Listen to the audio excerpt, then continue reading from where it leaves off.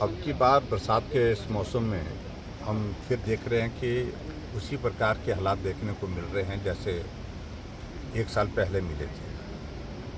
और उस वक्त भी बहुत बड़ा नुकसान प्रदेश में जान माल का हुआ। और अभी भी अब की बार हमने देखा कि बरसात अभी तो ठीक तरह से शुरू नहीं हुई है, अभी तो शुरुआती है दौर। लेकिन शुरुआती दौर में ही पूरे हिमाचल प्रदेश में लगभग 55 लोग जो है वो मिसिंग है, जिसमें 5 लोगों के शव बरामद हुए, 50 लोग अभी तक भी नहीं मिले। यानी कि ज़िंदगी का बहुत बड़ा नुकसान हुआ है। ये सब हम लोगों के लिए जो चिंता का विषय बना है। और आज मैं यहाँ पर सैंज में भी, जो बंजार विधानसभा क्षेत्र के अंतर्गत आता है इलाका, यहाँ पर भी मैं देख रहा हूँ कि जो NHPC का जो पानी छूटता है, वहाँ से गेट खुलता है तो पानी जाता है। पिछली बार उसने तबाही कर दी। लगभग 70-80 से ज़्यादा दुकानें वहाँ पर जो है वो सारी बह करके चले गई। शुक्र है कि ज़िंदगी बच गई थी उस वक्त यहाँ पर सैंज में। ज़िंदगी का नुकसान नहीं हुआ, लेकिन बहुत बड़ा नुकसान जो है वो प्रॉपर्टी का हुआ। पूरा सैंज का बाज़ार जो है वो तबाह हुआ। लोगों का करोड़ों रुपए का नुकसान हुआ। घरों के अंदर मलबा घुस गया, मलबे से मकान गिर गए।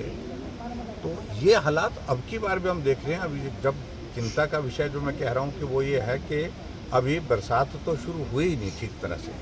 अगर कहीं बारिश ज़्यादा हो जाए तो ये सैंज का गांव बचाना ही बहुत मुश्किल हो जाएगा, क्योंकि पीछे से प्रोजेक्ट जो है वो छोड़ना ही पड़ेगा, वह पानी तो छोड़ना पड़ेगा।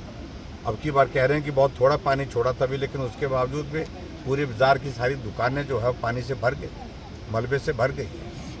और सबसे बड़ी बात मुझे जो चिंता की लगती है, हैरानी की भी लगती है, जो पिछली बार जो NHPC के प्रशासन के साथ हमने टेकअप किया था कि इसकी चैनलाइजेशन की जाए प्रॉपर, और चैनलाइजेशन करने के साथ साथ में इसको पानी का जब इस लीन सीजन होता है तो पानी को डाइवर्ट किया जाए, पानी की धार को डाइवर्ट किया जाए।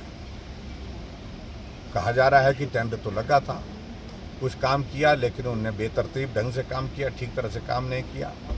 और हट फिर करके स्थिति वही है जो पिछले साल थी।